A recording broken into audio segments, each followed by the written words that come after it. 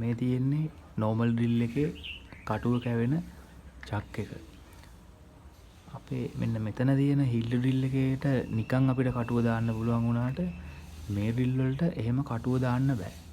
ඒ නිසා තමයි මෙන්න මේ key එක එන්නේ. මේ key එකෙන් මෙන්න මේ විදිහට කරකවනකොට මේක එහාට මෙහාට මෙහෙම කරකවද්දි මෙන්න මෙතන තියෙන මේ කට්ට තුන ටික ලොකු වෙනවා.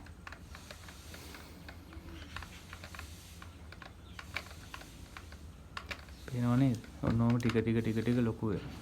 ඊට පස්සේ තමයි අපිට මේකට කටුවක් දාලා නැවත මේක මේ විදිහට කරකවලා අපිට ඒ කටුව හොඳට තද කරගෙන වැඩ කරගන්න පුළුවන්. අපේ normal drill එකයි හැමරින් drill එකයි අතර කටු දානකොට තියෙන වෙනස අන්න ඒක.